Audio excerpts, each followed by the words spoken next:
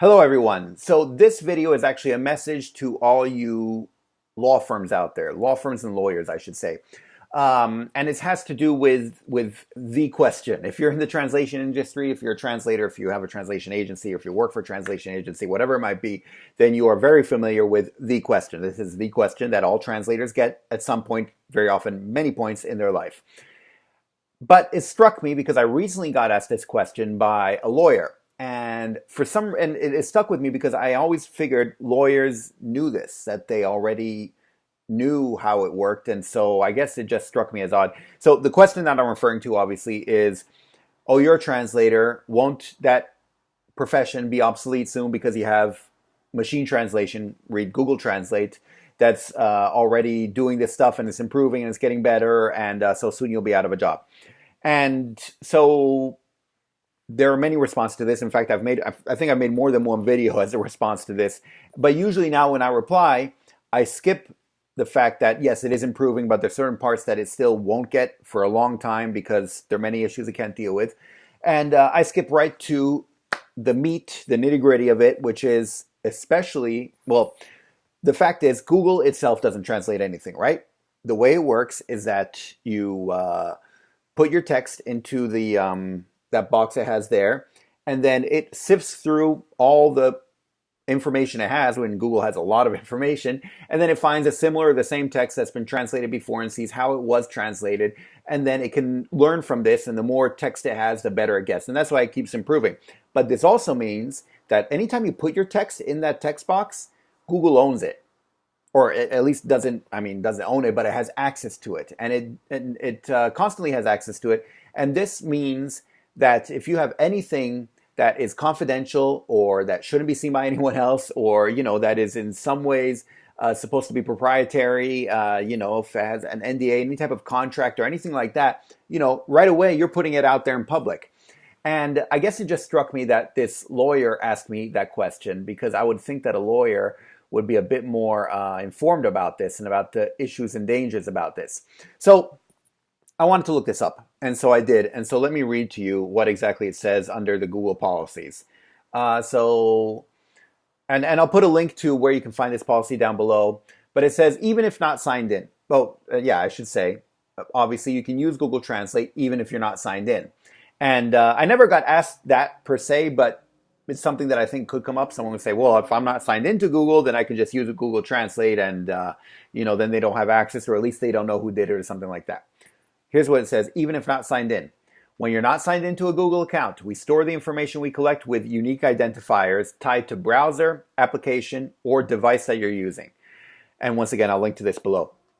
So what does this mean? This means that not only they still have your information, and any information you put there that was proprietary, that was confidential, whatever it might be, is still accessible to them. Not only that, but they store the information with unique identifiers tied to your browser, application, or the device you're using. So they still can figure out who put it up there, like when it was put up and from what browser, etc.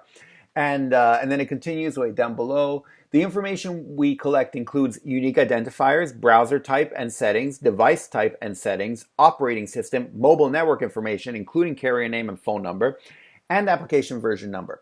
We also collect information about the interaction of your apps, browsers, and devices with our services, including IP address, crash reports, system activity, and the date, time, and refer URL of your request. So Google knows everything. And this is why they collect all that information. And so, you hear people complain about this all the time. And many times, many of you are thinking, oh, yeah, everyone's complaining, they have all information. What do I care? I'm just, doing my stuff. I don't care if they have my information. And that's fine.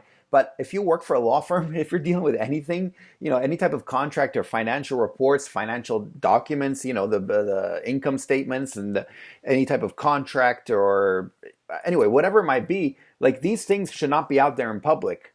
And if you're a law firm, I'm thinking pretty much everything you deal with is, something that shouldn't be out there in public. Then you shouldn't be using stuff like Google Translate, because the information will be out there in public. And not only will it be out there, it'll be traceable. They'll be able to trace who put it in that text box to look at it. So even if you're doing it just out of curiosity or something like that, it can still be dangerous. And so, I just wanted to bring this up again. and especially for you lawyers, law firms, or maybe you know some lawyers or something like that, you can let them know about this. But that to keep this in mind when you use stuff, and you have Google Translate, Bing Translate, Sistran. I don't know if it uses its own system or uses one of the other ones, but these that are machine translation. Now, machine translation is different from CAT tools, computer assisted translation. These are two different things.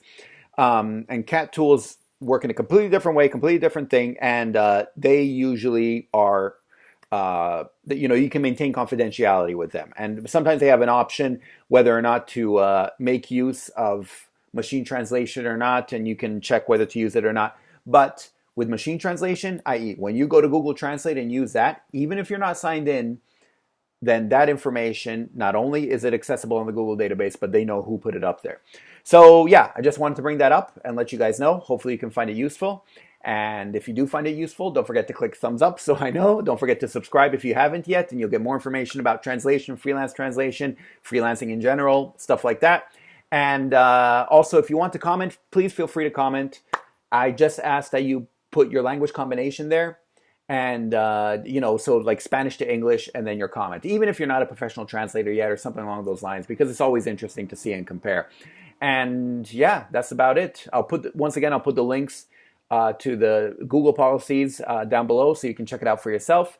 And also, by the way, once again, I always forget to mention this, I have a course on how to become a freelance translator, and the cheapest place to find any course, any one of my courses, will be through me, because I can give out coupons, and the coupons that I can give out are cheaper than the ones you find elsewhere.